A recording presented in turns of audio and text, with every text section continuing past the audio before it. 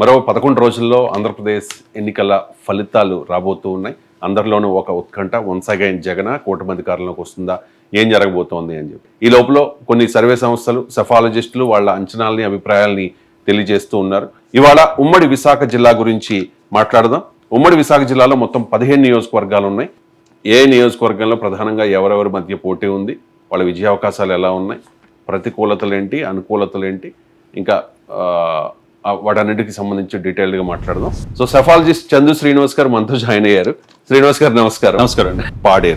పాడేరు నియోజకవర్గం, గిడ్డి ఈశ్వరి చాలా ఫైట్ చేసి అలిగి చాలా సమావేశాలు పెట్టి మాకు టికెట్ ఇవ్వకపోతే ఖచ్చితంగా ఇండిపెండెంట్గానైనా పోటీ చేస్తా అన్నట్టుగా ఒక సిగ్నల్ ఇచ్చిన తర్వాత లాస్ట్ మినిట్లో గిడ్డి ఈశ్వరికి టికెట్ ఇచ్చారు.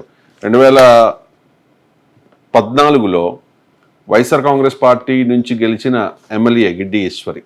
ఆ తర్వాత తెలుగుదేశం పార్టీలోకి చంపైన 23 మంది ఎమ్మెల్యేల్లో ఎమ్మెల్యే. విషయం ఏంటంటే 2014లో గెలిచి తెలుగుదేశం పార్టీలోకి వెళ్ళిపోయిన 23 మందిలో 23 మంది ఓడిపోయారు అనుకుంటా 2019లో. అలా ఓడిపోయిన వారిలో గిడ్డి ఈశ్వర్ కూడా ఒకటి. ఆ గిడ్డి ఈశ్వర్ ఇప్పుడు పంతం పట్టి లాస్ట్ మినిట్లో టికెట్ దక్కించుకున్నారు తెలుగుదేశం పార్టీ నుంచి.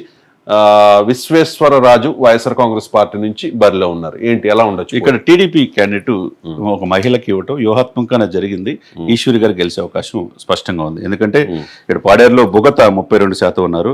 తర్వాత బోయివాల్బికి 20%, కొండధర 16%, కొప్పుల ఎలమ 11%, తూర్పు కాపులు 3%. ఇవన్నీ పాయింట్ ఆఫ్ వ్యూలో వచ్చేదలికి ఇక్కడ టీడీపీకి కూటమి సపోర్ట్ పూర్తిగా ఉండటం వల్ల ఈశ్వరి గారు ఇక్కడ గెలవబోతున్నారు. రైట్. మీ అంచనాతో తెలుగుదేశం పార్టీ మీ అంచనాతో పోల్ పల్స్ సర్వే అక్కడ తెలుగుదేశం పార్టీ గెలవబోతోందని ఏకీభవించింది.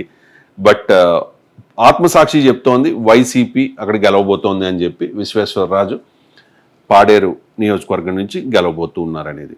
ఇక ఇవన్నీ కూడా ఒక అంచనాలు మాత్రమే. వివిధ సర్వే సంస్థల రిపోర్ట్స్ని బేస్ చేసుకుని, సెఫాలజిస్టులు చెప్పిన అభిప్రాయాలను బేస్ చేసుకుని చెప్తోన్న అనాలిసిస్ ప్రోగ్రామ్ ఇది, రిజల్ట్స్ అనాలిసిస్. ఇది 99 టీవీ సర్వే అయితే ఏమాత్రం కాదు, జస్ట్ గమనించండి. ఇది మొత్తానికి ఇంకా 11 రోజులు వెయిట్ చేయాల్సింది, జూన్ 4 వరకు వెయిట్ చేయాల్సిందే.